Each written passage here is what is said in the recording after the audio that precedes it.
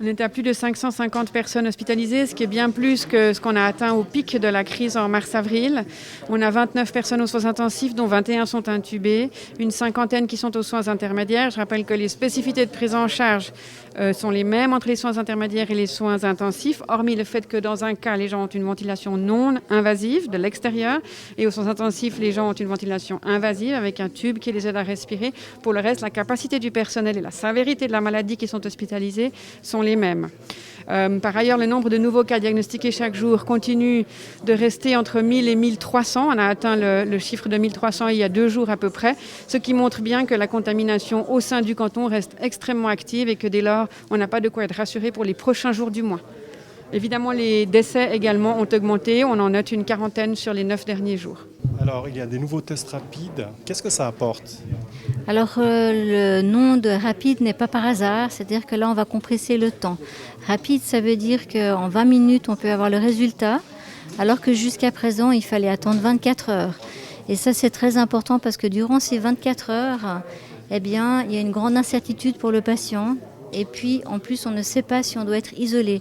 C'est ce que là, à la fin du test, on sait exactement s'il est positif. Ça, c'est une certitude et on peut tout de suite se mettre à l'isolement et casser la chaîne de transmission. Et s'il est négatif, on doit voir si les symptômes évoluent correctement, s'il n'y en a pas d'autres qui se rajoutent. Et si tout ceci se passe normalement, ça veut dire que probablement, c'est pas un patient Covid et que le test est vraiment négatif. Pour qui sont prévus ces tests ? Alors, ils ne sont pas prévus pour tout le monde, ça c'est important de le dire. Ce qu'il faut surtout se rappeler, c'est pour toutes les personnes qui auront des symptômes, ils doivent être de moins de 4 jours. C'est là où le test est indiqué et c'est là où il a sa plus grande efficacité. Donc ça, c'est important de le dire. Après, ce n'est pas adapté pour le personnel soignant. Ça aussi, c'est important, c'est pour vraiment la population.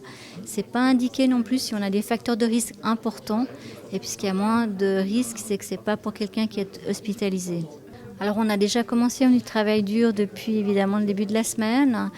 Et puis là, on travaille avec l'APC, on travaille avec les cliniques privées, on travaille avec les HUG qui ont monté un centre d'enseignement. Donc ça, c'est vraiment bien. On forme les équipes, donc la protection civile actuellement. Le premier pilote, c'est en ce moment, donc c'est dire à quelle vitesse on a, c'est aussi rapide pour ça. Lundi, les premières équipes de la protection civile vont être formées. On pense que le premier lieu va pouvoir monter mercredi prochain.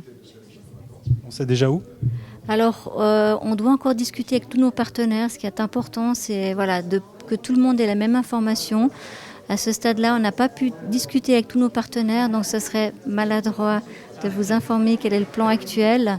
Mais bien sûr qu'on sait où et comment est-ce qu'on va déployer.